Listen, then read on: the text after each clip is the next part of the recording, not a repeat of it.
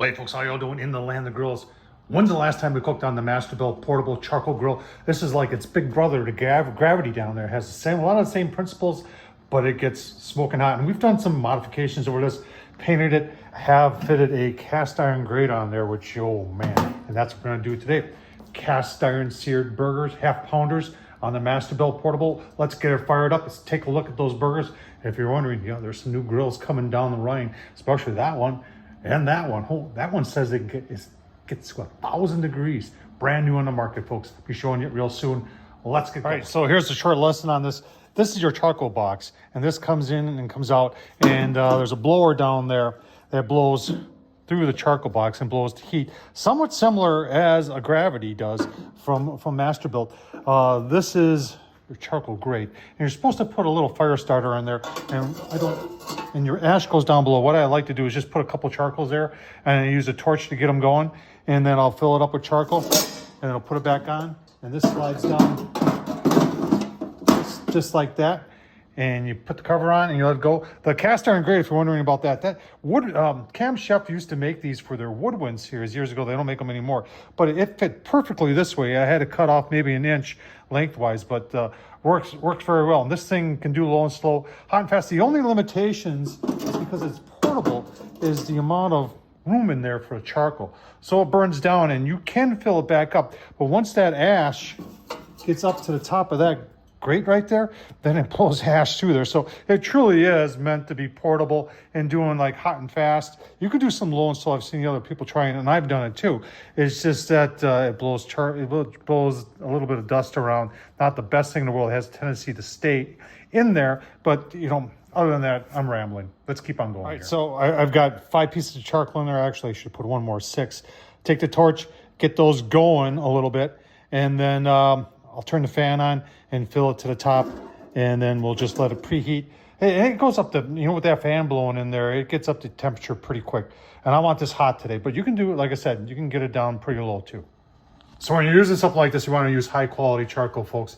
B&B, orange bag, hotter, longer, cleaner, folks. Find it at Ace Hardware. This stuff is phenomenal. Right, you don't have to waste a whole lot of time with your torch, because once you turn the fan on, the fan will take over. Now I'm going to top it off with charcoal, close it, let it preheat. All right, there's our 2 half pounders, folks. This is 90-10. So a lot of people say you got to do burgers 80-20. Sometimes I like to do it 90-10. And I tell you what, there's something I've really gotten into here lately, and it's putting this dried chopped onion inside my burgers. I just love it. And then A-1 barbecue sauce too, or A-1 steak sauce, I should say. And then I do some additional seasoning on the inside of the burger, because that's where you're going to taste it the most. So on the grill. So if you're doing like low and slow or something like that, you can get up to 225 in less than 10 minutes. Hot and fast takes a little bit extra. The vents on this thing are back here. I've got them. They've got a fail safe that only takes them to about leaves about an 1/8 inch of the gap. I'm about halfway open with them. See, we got some smoke rolling there. Keep on going. We'll take a shot of the temp before we put the burgers in. All right, no digital readout on this one, but it does have a lid temp. I did upgrade to a tell-true on there, so I know it's accurate. But we're saying we're about 425 right now. If you're wondering how many briquettes, that was probably 13, but they're a B&B, so they're bigger than most briquettes. But let's just see what we got for temps there. 507, let's go far away. 527, far away, 538. So any question of whether this gets hot, it gets hot. All right, at about 3 minutes, give them a half turn, and probably another 4 minutes. Well, let's give them a flip. I don't want these to cook too fast because they're pretty gosh darn thick. Oh, look at that. That's pretty. That is just gosh darn nice. Keep on going here. All right, almost the same routine, although we did 4 and 4. Let's see where we are here. Looking good, looking good. Remember, look at how thick these are. So we just want to make sure. I don't mind them being a little bit medium rare, but I don't want them raw in the middle. So we'll give them probably 2 more minutes, and then we'll show you the final product. Gotta sear up a bun, and we'll be ready to go. All right, there we go. There's the final product. I was a little surprised how fast it cooked, because that's a thick burger, and it's cooked all the way through. I would have preferred probably a little bit on the more of the medium rare side.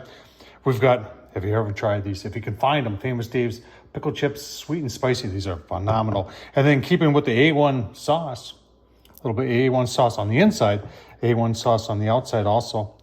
Let's just take a little taste test, shall we?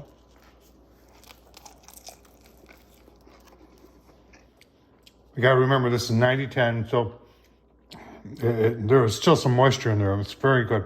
The onion in there, look at that. That's very nice. A1 sauce on the inside. The pickles, the A1 on the outside. Oh man, this is so good. Tom Horsman at YouTube.